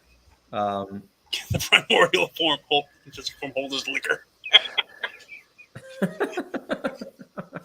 Enters the service of the king of Uru. Yeah, it's an actual city in Sumeria.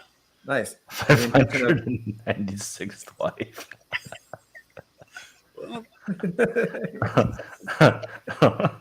Mario has talent to a drinking contest. King's idiot younger brother. Turns out alcohol has some unusual side effects in the primordial mental and physical. Great. Awesome. That's brilliant. That gives me such a good idea for mine. So the way this would work now is that Zach has set the stage, and now Dusty's next, and then I'll be the last in the stack to go. Okay. And so Dusty, you are free. You can create a new period, a new event, a new scene. It could be anything. It's just that it has to relate somehow to this event, to this focus, and the focus right now is an event. So it could be whatever you want. All right, I'm a little overwhelmed. No worries. If you want, you don't have to. Do you want to skip or do you want to? Yeah, is that okay? This one, it's just a little different. Now we're talking about Sumeria. I'm a little overwhelmed. No worries, bro. No. Sorry, I should have been a little bit less specific. No, it's good. I like it. I'm cool with it. Dusty, no harm, no foul, brother. It's fun. It's all fun. So, you want to pass? Yeah. Yes, please. Okay. It's hard to be creative on the spot. You know? Yeah, It is. it is. Avery, your turn, buddy. Okay. I need to get caught up though. I had to get up to. So he was challenged to a drinking contest. Yeah. So the primordial emerged in ancient Sumeria and is tricked into taking a physical form. And then one of the scenes from that event is the drinking contest. But you don't have to stick to the drinking contest. You know, it's the fact that he emerged in ancient Sumeria. So for an example, I mean, I could throw some examples out. Like maybe at some point in a different period, somebody discovers ancient Sumerian text that describes a primordial, right? That would relate, but it would be completely different. So it's really whatever you want. Okay.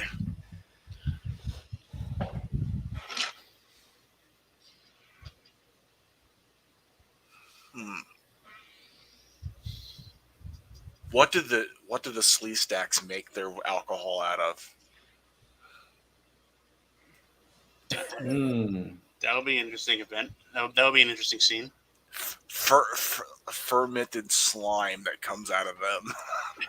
Do you want me to create? Do you want me to create a scene?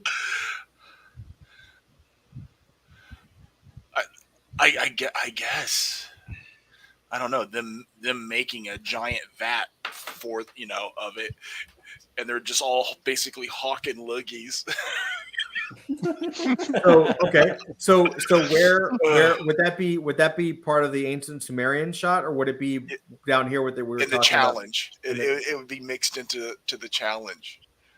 about in the challenge? So They're challenging him to the drinking contest, trying to talk him into I get it. taking a physical form.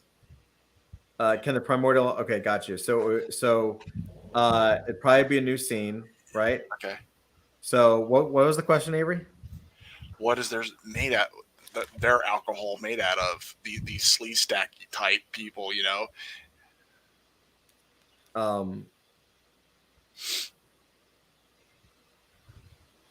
Their alcohol's made from. How do you spell liquor? I don't even know. LIQUOR.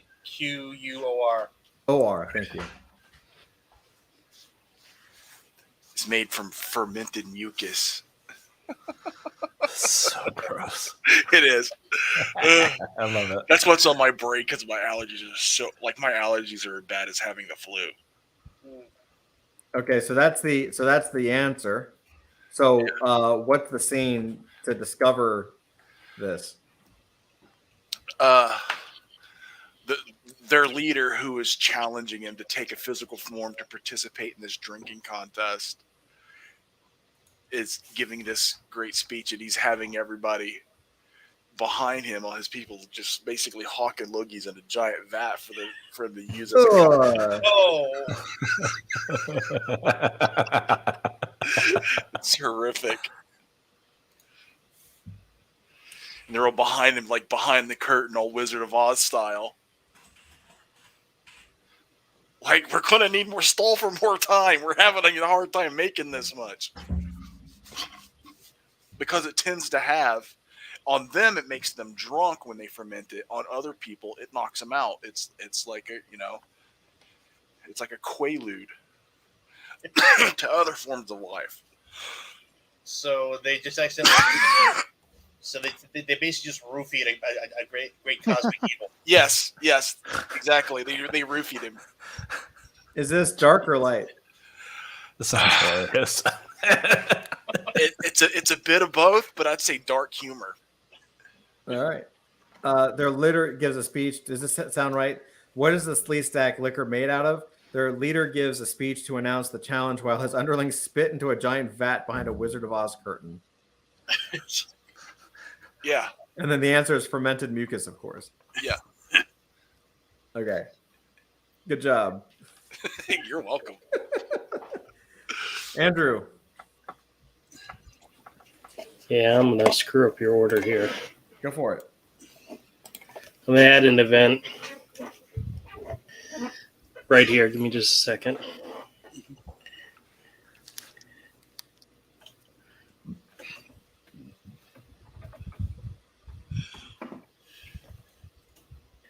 A rip in time opens And Pink, is her name Pink Wasp? Yeah. Appears Yep. at the dawn of the Sleeve Stack Is there time travel? Dinosaur. Yeah, just we're not supposed to, no time travel. Remember? Oh yeah, no time travel. I don't care. I'm breaking the rule. You can't. All right. Well, then that completely destroys my whole thing. Yeah, I mean, I'm skipping I wrote then. that. I'm okay with.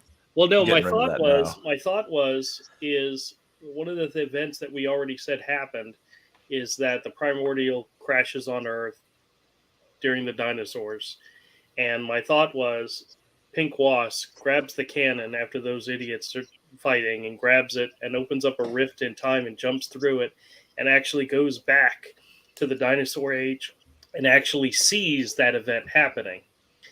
And she sees it as he crashes into the earth and literally causes So and then you could do jumps that. back in time. So you could do that. So Andrew, I mean, you could do that without having to go back in time.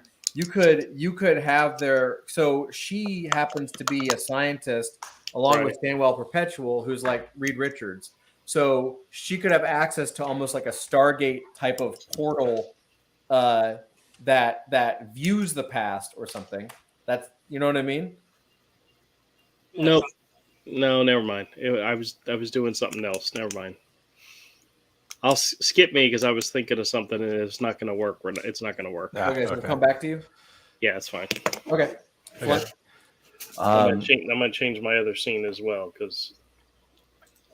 Go for it. Yep. All right. So according to the rules, I can write something in a different period as long as it relates to this. Is that 100%? Yeah. all right? And I believe, and just my little like rule for it would be like loosely tied. Yeah. Okay. Yeah. So my thinking is in the primordial wakes up and attempts to destroy everyone at the end of the earth thing. Mm-hmm. The heroes have to like capture Triceracop and get his mucus to brew the liquor to put him to sleep again. Nice. Nice. I can't believe you just made this shit canon. Holy shit.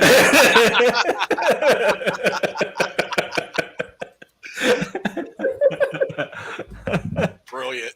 Oh.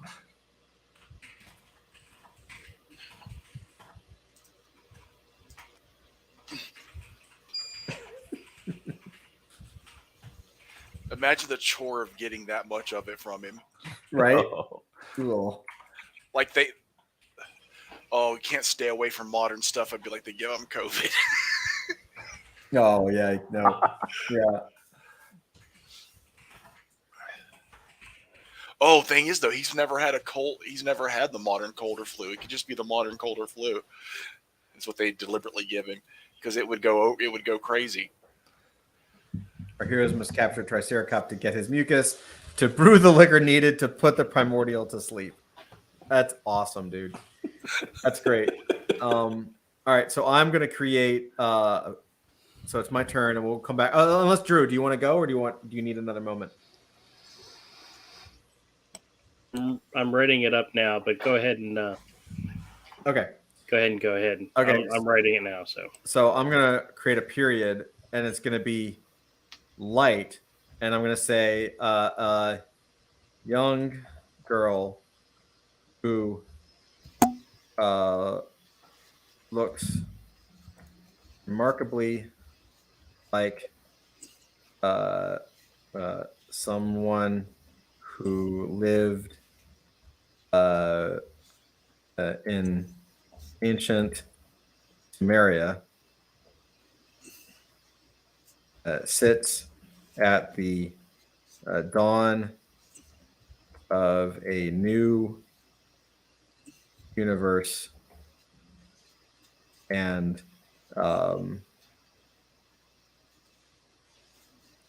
begins to build again. And I'm going to call it light. Does that make sense to anybody? Yeah. Yeah. Oh, let me. You need a palate cleanser after this level of degeneracy. Right. Well, I just had this like kind of like this weird image, like Yeah. like the primordial who is tricked into a physical form, but maybe it's more like a combination of like ancients or something. And then when the primordial is destroyed, which is the presumption at least right now, might not happen, but whatever ends up with a primordial, those entities split, or the primordial is converted back into that physical form and like is either sent into another dimension or something like that, and it's just like in this plane of existence beginning to create or something. I don't know. Very, very ethereal. So we're basically going to use this. I mean, what we created right now is this going to be part of the actual lore? It can be. So the idea, it's a really good brainstorming exercise because we're kind of coming up with pieces. The assumption I would think is that a lot of this is, some of it's going to be great and some of it's not going to be not so great. And so the stuff that as we continually go through this, we can modify the rules of the game, right? Because the game is made to be played and like, it's pretty much just a map for role playing, right? And it's just like it's not necessarily meant to come back to over and over and over again. So we can actually create new rules that say we can overwrite something that we wrote or cancel out something down the road, right? Like not now because it would create conflict, but down the road if we agree that that doesn't make sense or that's stupid or it's too dark or whatever it is, we can start to shift things out. And really, it's just a way for us to brainstorm and create. And then like you notice like the first round, we almost wrote a comic right here because you've got scenes and events. So you could use that to create a book, but that's not necessarily everything that encompasses a period, right? So there's ways to kind of expand and contract.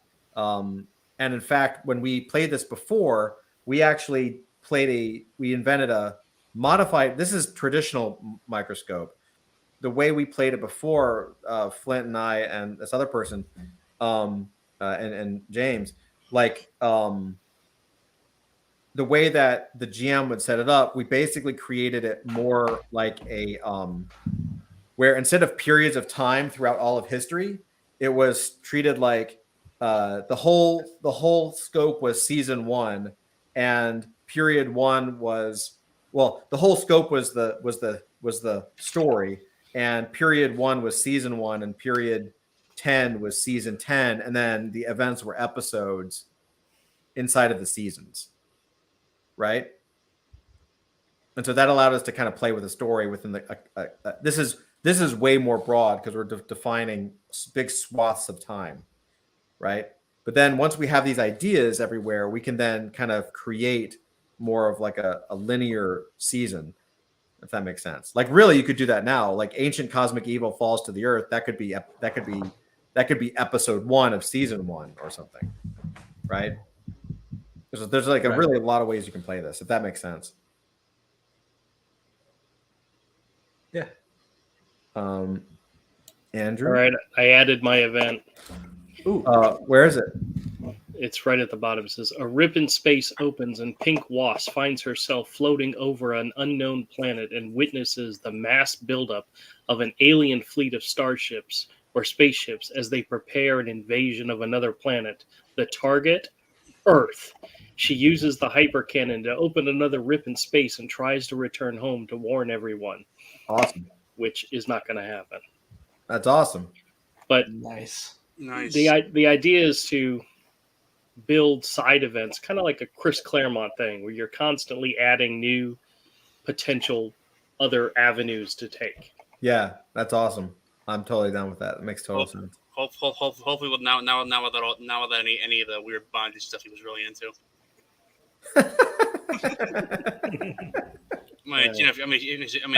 He's talking about Chris Claremont. Yeah. And I was rereading the Dark Phoenix Legacy, and that got pretty weird. The Hellfire Club. Well, I read an article once that talked about all the different threads that Chris Claremont had written into his X-Men run that never got resolved. Yeah. Mm-hmm. I mean, there were dozens of them. And yeah, you never know. So Yeah, he would drop a thread, and here it is a year later, and you're like, "Where's this? Where's this?" Yeah, I think the biggest one was you guys remember the one story about Cannonball, where he was supposed to be like one of the saviors of mutant kind. One of oh like, yeah, oh, yeah, yeah. I remember that. Yeah, and they they never did anything with it. never did anything with That's it. right. That's really Yep. funny. I totally forgot about that storyline. Yep. Yeah. Okay, so we've got. Okay, sorry, No, you're good. You're good. derailed. No, you're good. This is the whole point, right? That's the whole point of this, is having fun. So Zach, so we've all taken a turn.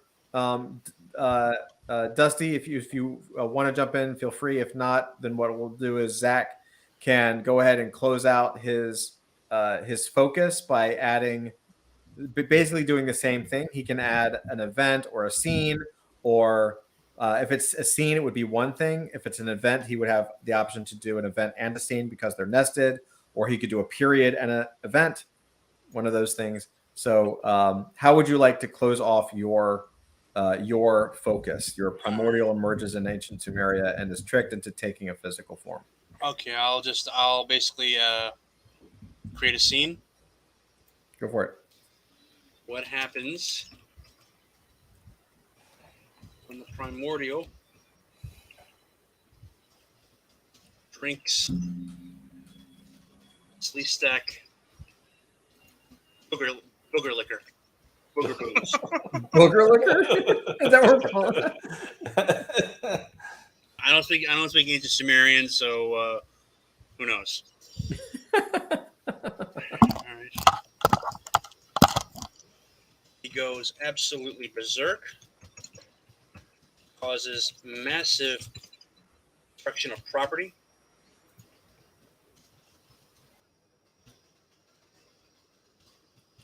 and property. King is forced to call out all his soldiers and wizards to halt his rampage. He goes absolutely berserk. No, not berserk. He gets rip roaring drunk beyond any human or sleep stack, beyond anything a human or a sleep stack. We have to call him another name, by the way, because that's Yeah, obviously. It's just a People good love- reference. And generally and acts like the worst kind of frat boy asshole.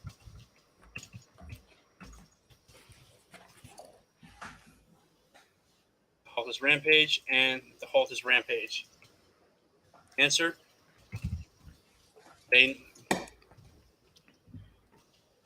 He stands on the edge of a pit.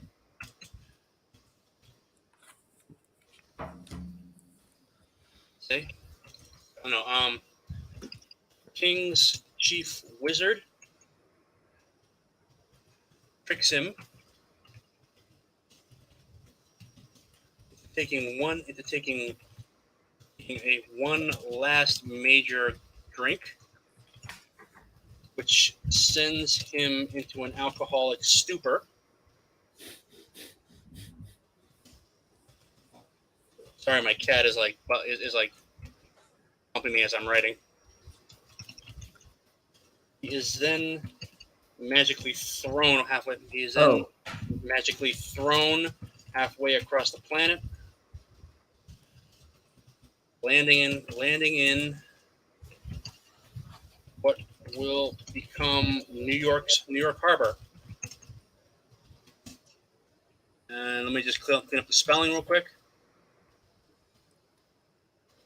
So basically, the short version is that no, when he gets drunk, he becomes a total jerk, and rip roaring drunk behind anything a human or a sleep stack. All right.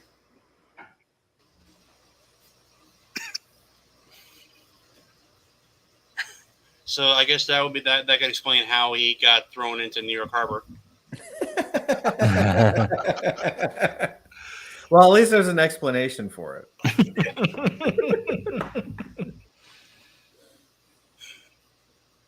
Awesome. And that should be that should be like a alcoholic coma. I would say better. I like how the beginning of the entire universe has a great deal to do with alcohol. It's just a giant rager. Yeah, it's just a giant ancient rager. That's so awesome. So we got through 2 rounds. Congratulations. It's not a short thing, but it also doesn't have to be. We can stop it whenever and always continue. So, what do you guys think? How do you guys like playing it? Yeah. Yeah. It's pretty fun, right? Like it's just chilling out, like drinking. I'm not drinking, but I feel like I should be. And it's pretty fun. So we'll call it a night. We'll call it a night for this first round. Everything is saved. It's a real-time app, so it's a JavaScript Rails React app, so it just saves everything. So we can come back next time and pick up where we left off. How are you guys for Thursdays? Does this daytime work if we were to do it again? Sure. Yeah. Andrew? Yep. Thursday Awesome. works good. Awesome. I'm assuming everybody said yes. I can't. It's hard to tell. Yes. Rock on. Right on. So we will call it. I'll go ahead and stop sharing so that we can just chill for a second. Hell yeah, man. That's a lot of fun. And maybe what I'll do actually is, so I have, because we played and Flint, let me know what you think about this since you were in the other game. Maybe what we can do is just I can copy paste some of the stuff from some of that input from other people, especially since we kind of brought up some of the same concepts here and there. And that way we can have a little more depth next time we play. There'll be some new stuff in here. And again, we can keep it or chuck it. Yeah, we can bounce off of it. We can chuck it. This is all open world and it's all like, whatever. That makes sense. So it'll just give us a little more rounded outness. Does that sound good to everybody? Yeah. Awesome. Well, thank you guys so much. I mean, it's freaking awesome. We will pick this up next Thursday. And we shall continue with Ancient Ragers and yeah. I can tell that I've picked the right crew to help create the core lore, the stepping stones for what everybody else shall create off of. Clearly, the genius of this group knows no bounds. Ancient Ragers with Booger Booze. That's right. Ancient Ragers and Booger Booze coming soon. Oh God, that makes it all the way to the final. I sure hope so. Awesome. All right, guys. Well, I love you all. I'm gonna take a little bit of a break, and then feel free. I'm gonna be doing a live call in 30 minutes, probably. I expect to see none of you there. Dusty, I know you show. So.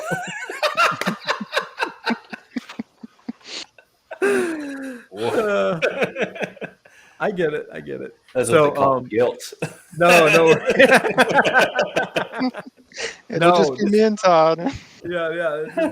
I'll say hi and leave the stream on in the background. There you go. I will accept your view. Yeah. Well, I'm supposed to play State of Decay with another friend of mine next. Oh, right on. Nice, Play PlayStation nice. and just like mute me jabbering. Yeah. I'm totally cool with that. That way you get the view. That's right. Give me the view, sucker. Okay. I do. I've done that before. I just show up and I was like, yo, what up? And then I was like playing video games with a friend of mine and just let that play with the volume turned down. I love it. True friendship. Yeah. I appreciate the support for sure. No. Ask him how many of my videos he watches. I'm there dude. I show up for your live stream when no one else does. I was your first super chat. Shut up. Yeah, I know. you're so nice. Awesome. All right, guys. Well, love you all, and I'm gonna go ahead and leave and we're just gonna jet. So Right. F all of you. All No, right,